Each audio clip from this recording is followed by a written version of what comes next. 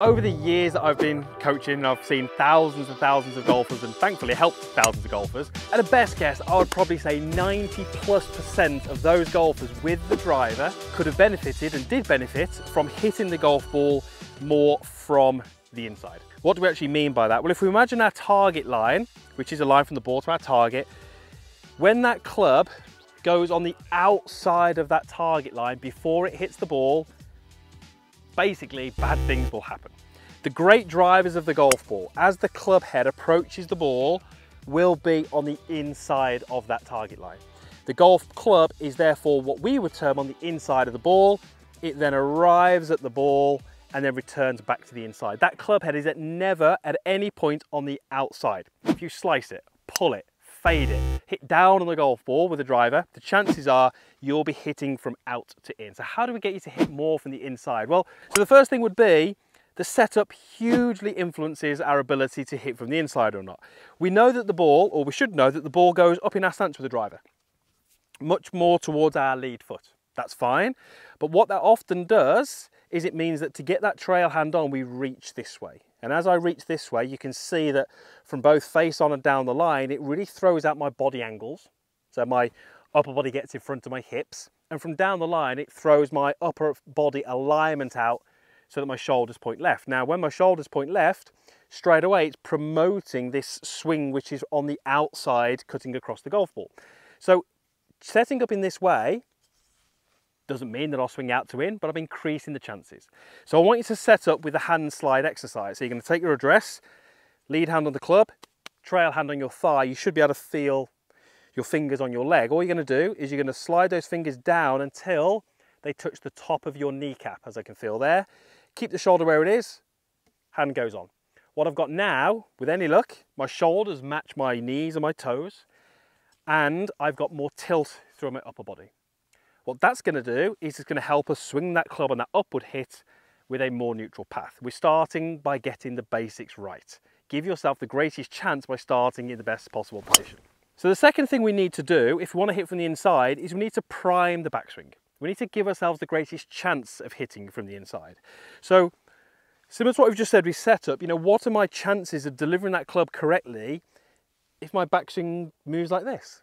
Very little, because the shape of this backswing meant that the club was always going to be moving from out to in. Again, I've made it far more difficult for myself.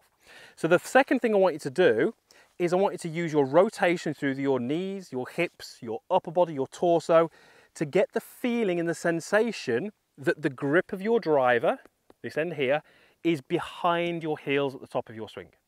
So I'm imagining that I'm stood against a wall. I'm imagining that my heels are against that wall, and I'm trying to make a backswing where the grip of the club touches that wall. Now the beauty of that little exercise is that we could dive deeper into what the knees are doing, what the hips are doing, what the arms are doing, but that's often too many swing thoughts. Having a simple concept like, can I get the grip of the golf club to hit that imaginary wall behind me, is going to get us to do all those things. I'm going to be turning my knees, my hips, my upper body, my arms are going to be working correctly around my upper body in order for me to achieve that position. So with one relatively simple concept, we can start to get the right backswing. I've got an alignment stick in the ground. Let me just show you where that is. It's just outside my heel, maybe a driver width outside my heel and just in line with the heels. Now what I'm trying to do here is I'm trying to make that backswing that we've spoken about, and I want to feel like as I start my downswing, so I'm going to start with a little bit of shift across, notice how my legs are initiating that movement. I want to feel as if I connect the grip end of my driver with the top of the alignment stick. Again, those of you who struggle with this movement from the top are going to find that you often start with your upper body. This is what's lunging, sending the club on the outside too soon. So as I go up, I want to feel like I connect the two. Now it doesn't matter if I do or not. You can see I can just about make them happen there. It's more just similar to what I said before, it's trying to create a feeling and a concept, it's trying to think of an area where we're trying to get the hands to move. It's important that we link that with what the lower body's doing. We don't simply want to just go up to the top and pull the arms down, because that's not what we do in the golf swing. In the golf swing, we start the downswing with the lower body, but we have to then get these arms to feel like they're working down. Now for me to do that, it feels very much like I keep my back facing the target for longer. As I make a backswing, my back is facing the target, and I feel like as I start down, I keep it there, allowing my arms to work down to this area here. This is very similar to a drill that I call the 5 o'clock drill. You might have seen it in previous videos where we visualize we're standing in a clock face, 12, 1, 2, 3, 4, 5, and that's where we're trying to get the arms to move. It's a great feeling. I love that drill. It helps with so many golfers on understanding the transition from backswing to downswing. So if I was at the driving range or a practice area, I can simply just create these ideas, these feelings, starting with the lower, but trying to connect those two. I'm not a million miles away there. And that's really going to get me into this delivery position where I can hit from the inside. We mentioned something at setup, and we're going to touch on that now.